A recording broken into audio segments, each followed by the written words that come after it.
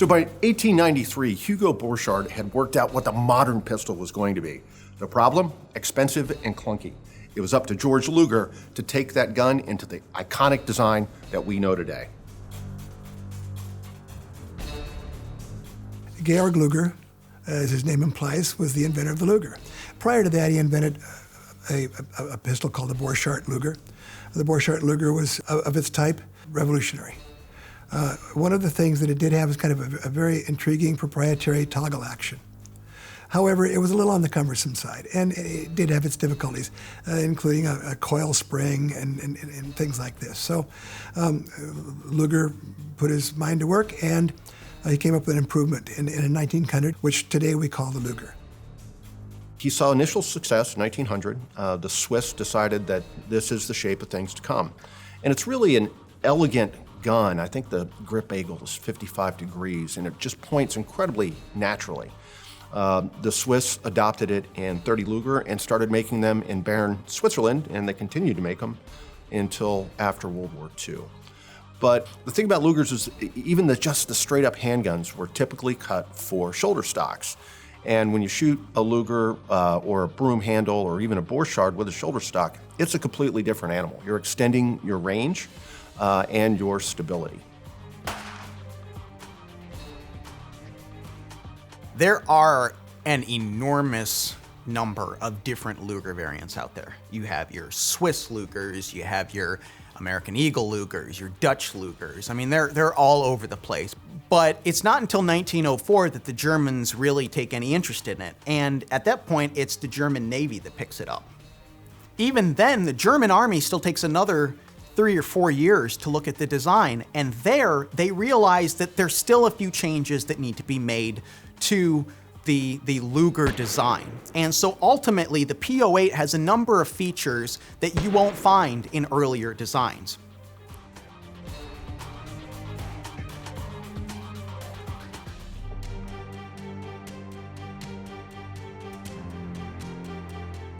In 1904, the German Navy was ahead of the Imperial German Army, and they adopted what we call the Navy Luger. And so the German Army wanted some changes. The Navy Lugers, longer barreled, and the German Army eventually settled on just underneath a 4-inch barrel. But for the cartridge that the Navy had looked at first, and that is the 9mm Parabellum. And it turns out to be the longest lasting legacy of the Luger pistol.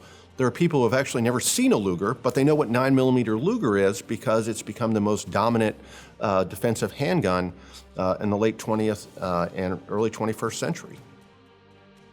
The Germans don't like the grip safety that the Swiss adopt. They get rid of that.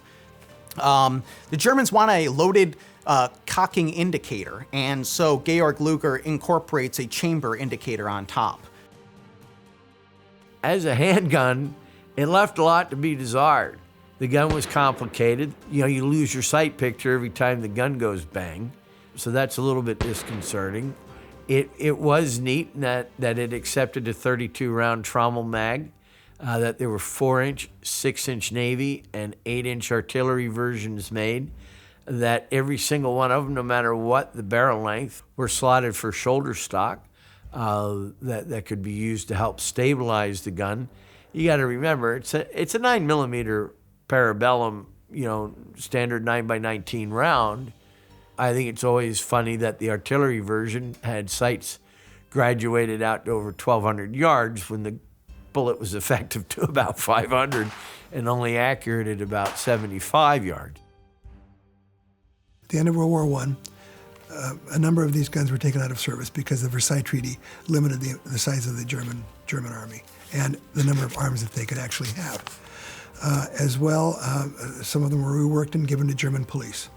DWM ceased making P08s in 1930. However, the baton was picked up during World War II by Krieghoff and Simpson. A number of these guns were made during the war. However, the gun itself had a reputation for being a little cranky, especially ammunition sensitive. They were built to such tight tolerances that they were susceptible to problems in the trenches, no question about it, and in general service.